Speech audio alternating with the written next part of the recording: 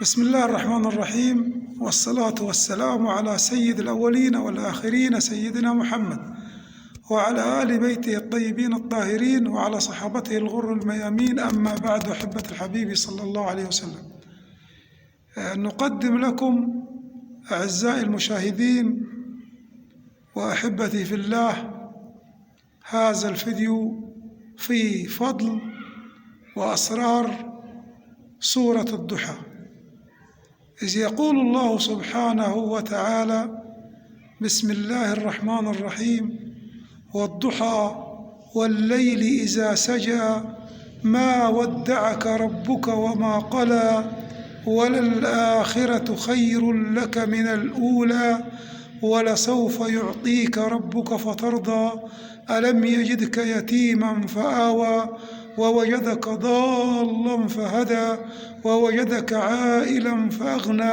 فأما اليتيم فلا تقهر وأما السائل فلا تنهر وأما بنعمة ربك فحدث. في هذه السورة العظيمة التي نزلت بعد انقطاع الوحي عن سيدنا النبي صلى الله عليه وسلم، لها أسرار عظيمة جدا وبركات كبيرة جدا. والضحى والليل إذا سجى ما ودعك ربك وما قلى، أي يا محمد إن الله لم يهجرك ولم يقليك. فنزلت هذه السورة ونحن نعلم أن لكل سورة تنزل معها من الملائكة ما شاء الله كان. والضحى والليل إذا سجى ما ودعك ربك وما قلى.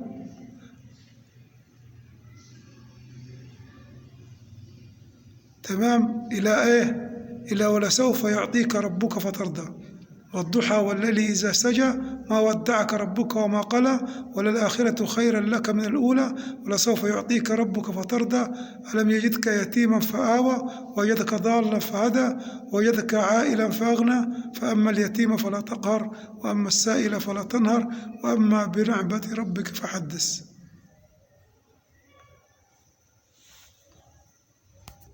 إذا قرأت هذه السورة على شيء قد ضاع منك وقرأت هذه السورة عدة مرات، مثلا 7 مرات أو 21 مرة، ثم تكرر قوله تعالى: ولسوف يعطيك ربك فترضى 99 مرة، يعني تكرر هذه الآية ولسوف يعطيك ربك فترضى 99 مرة. إذا قرأت على شيء قد ضاع منك، يعني شيء ضاع، وتقرأ هذه السورة 7 مرات أو 21 مرة وانتهي عند الآية اللي هي ولسوف يعطيك ربك فترضى، فتقرأها 99 مرة. واعلم جيدا أخي المشاهد أن العبرة ليس في القراءة، ولكن العبرة في التوكل والصدق واليقين، وأنك تكن متأكد أن ما تقرأه وما تتلوه فهو حقيقي وأكيد، لأن القرآن كله أسرار، والقرآن كله بركات، والقرآن كله عظمة. فلا تفعل الأمر على سبيل التجربة أو على سبيل الاختبار. الأمر الثاني أن يكون الذي يقوم بهذا العمل أن يكون على وضوء وعلى طهارة، وأن يكون إنسانا مستقيما يحافظ على الصلوات ال5، ويكون تقيا، ويكون يعني ملتزما، ليس له يعني والعياذ بالله من المكرهات أو من المعاصي التي تحجب الدعاء وتحجب البركات وتحجب السر. فلا بد الإنسان أن يكون ملتزما بالصلاة، إنسانا تقي محافظا على صلاته غير آكل لحقوق الناس، وهكذا.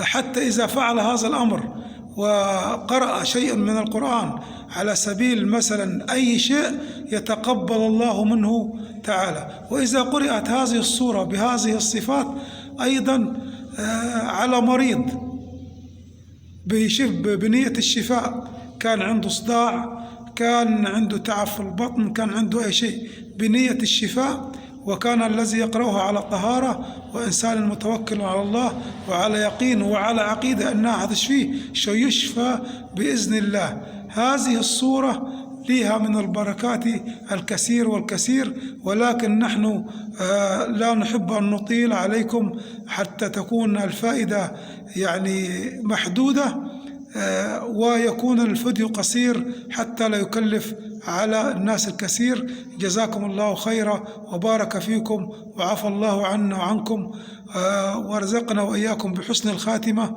اللهم توفنا وتوفقنا مع الإسلام والإيمان وحسن الخاتمة يا رب العالمين، وارزقنا حجة إلى بيتك الحرام ورؤية نبيك عليه الصلاة والسلام، وصلى الله وسلم وبارك على سيدنا محمد. اللهم اشف كل مريض، اللهم اشف كل مريض، اللهم اشف كل مريض، اللهم ارزق كل محتاج، اللهم ارزق كل محتاج. اللهم كل من سمع هذا الفيديو اللهم ورد له كربه ويسر له أمره واغفر له ذنبه واقضي له حاجته ووسع كربه وفرج كربه وسد دينه واغنيه من فضلك الواسع يا رب العالمين. من نشر هذا الفيديو آمين آمين آمين. وصلى الله وسلم وبارك على سيدنا محمد، وبارك الله فيكم وجزاكم الله خير الجزاء، والسلام عليكم ورحمة الله وبركاته.